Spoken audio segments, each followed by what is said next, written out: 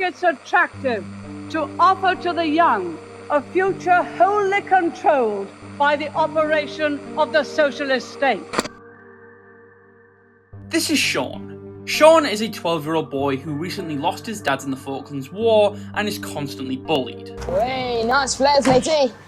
Piss off. You see, during the 1980s, inflation in the UK had risen by 18%, and Margaret Thatcher had implemented strict policies to try and fix this issue. And while this issue would be fixed, it would lead to many people with close to no money, and obviously a single mum who barely had any money even when there was a second parent in the house is clearly going to carry on struggling. So Shawn is left with clothes that aren't in fashion, leading him to be the victim of bullying. How many people can you fit in a minute? I don't fucking know how many. 3 in the back, 2 in the front, and your fucking dad in the ashtray. But Shawn's flares aren't even his biggest issue. The lad feels like he's without purpose and feels isolated, especially since he doesn't have his dad with him to guide him through his transition of becoming a man. So obviously when he meets the skinheads, it means a lot to him. Alright, mate. Hey, what's the matter? Nothing. What's with face ache? You look upset, what's I do? Nothing, it's all people picking on me, taking the mick out of me. Oh, mate, you're breaking me heart. Come and sit down for 5 minutes. The skinheads in this movie are a bit older than Shawn, but they do honestly care for him. When Woody and the skinheads meet Shawn, he's clearly had a shit day at school, and he just wants to cheer him up as he's been in the same position as him. So what's this? Who's picking on you, lad? Some lad at school. What's his name? Harvey. Harvey? So the bloody girl's name is Harvey. Hello, I'm Harvey. I've come to give you gin. I've got one of these for you, sorry, Jim. And immediately Shawn wants to impress the gang and stay with them out of fear of being isolated again. So he dresses like them, wears shoes like them, and even shaved his head to look like the rest of them. And I know in the UK, skinheads do get a bad rap after being associated with racism, but at this point in the film, that's not what the gang's about. All of the members of Woody's gang are just lads and lasses looking for a community, love, and a feeling of purpose. But often when people don't get these things, they like to blame the world around them. Whether that be the political and economic state of the world right now, or something else. And this blame and hatred is personified perfectly with Combo. Stephen Graham has always been one of my favourite actors. He's one of the best British actors to come from this little island.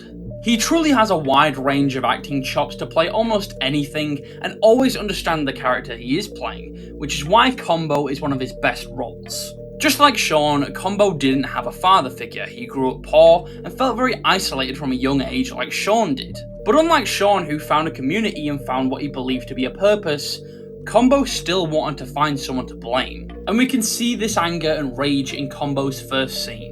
The way he first enters the movie is by sending his prison cellmate in to threaten his old friends. Not to mention that when he starts telling a story from prison, he instantly starts making racist remarks with no hesitation, and almost everyone in the room is uncomfortable by his presence.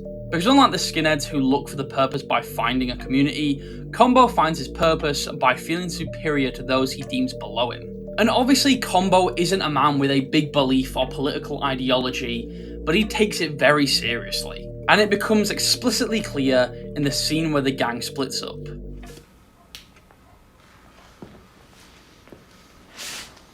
There's the line, boys. Now you're all quite welcome to just leave. And leave now and never come back, and that's it, the end of it. But if you want to stay, this is a proper fight. Now you all either cross that line and go your merry little way, or you stay where you are and you come with me. Choice is yours, boys. And while Woody, Lol, Milky and some of the others leave, Shawn stays. He stays because Combo's offered him everything Woody did, but more. He's offered him friendship, pride and a father figure, but also a way to make his dad proud. Something Shawn has never stopped looking for. And while he's obviously not picking on the fact that he's being brainwashed by Combo, it makes sense why a 12-year-old would believe what he's saying. Combo's offering him eternal friendship and a guide to help him become a man.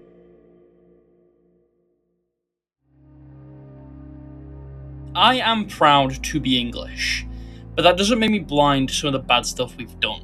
Of course, we've had brave soldiers that were willing to fight for peace during multiple wars, but we've also been the people who've taken peace away from others. For a long time, Britain was feared by a big majority of the world, and that's what's fueling Combo and the gang. Gentlemen, there is a forgotten word.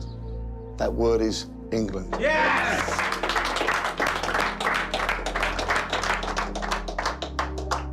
Once, we flaunted it in the face of the world, like a banner. It was a word that stood for power. But today, we're scarcely even allowed to speak the name of our country. Some people say we're racist. We're not racist, we're realists. We are nationalists. And there's a reason people try to pigeonhole us like this. And that is because of one word, gentlemen: fear. They fear us. Gentlemen, it is the time to stand up and be counted. It is the time for action. Our country has been stolen from under our noses. Well, gentlemen, it's time to take it back. And this is often the hardest part of the film to watch. Combo and the gang go around threatening, attacking, and robbing innocent people. But I need to make it clear to everyone watching this that Combo, with the rest of the gang, and even the people in the pub who are listening to the speech, don't have a political ideology. They don't have some big belief system, and it's clear to see this because one of the members is a 12-year-old boy. They're simply angry men who believe they have been done dirty by the system and want to take out their anger on something. And people above them with more power have brainwashed them into taking it out on other people who they hate. And Combo is what happens when you fall so hard down the rabbit hole of this that it fully takes over your life. I've mentioned multiple times that Combo has had a troubled life, with growing up poor, having an absent father, and feels like his country has abandoned him. But he's not a sympathetic character. He believes he's deserving of love, but the only time we see him express this is with a girl he slept with when she was 16 and drunk. He says he's not racist, but when referring to people of different races, he often just calls them slurs. He is just a bad bloke. And when he doesn't get what he wants, he resorts back to violence. And it all culminates when he's rejected by Lol and asks Milky for some weed. Both Milky and Combo go back to his flat and get stoned, and begin talking about family. Milky talks about how he has tons of cousins, aunts and uncles, and a mum and dad. And while his dad wasn't there, he still did do a lot of work for him, and Milky will always love his dad for that. And Combo is just jealous of this. You've got everything you, haven't you? What? And this is where his racism and hatred comes from. He's jealous that the people who he has been told are different and lesser than him have what he wants. And with all this pent-up rage from being rejected from Lol and jealousy of Milky's life, he resorts back to his solution of violence.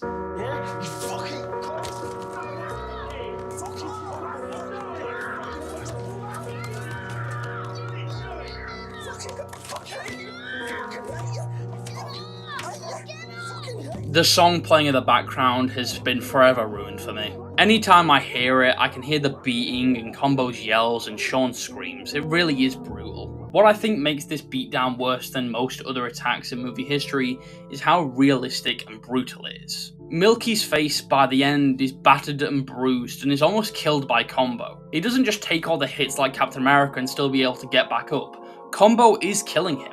And when Shawn tries to help Milky, Combo kicks him out. Because there is no real true loyalty in these spaces. Many of the people in these groups are just extremely angry who just take out their anger on other people. But the only good thing to come out of this scene is Shawn becomes disillusioned. When we come back to Shawn, we see him walking towards the beach with the flag that Combo gave him in hand and tosses it into the ocean, showing how he rejects Combo and his ideals. And he looks at the camera, probably showing how he can now look past the fantasy of hatred and can now see the real world. Now, I have seen a lot of people say that this ending feels slightly on the nose, but I think it's supposed to mean a lot more to the director, Shane Meadows.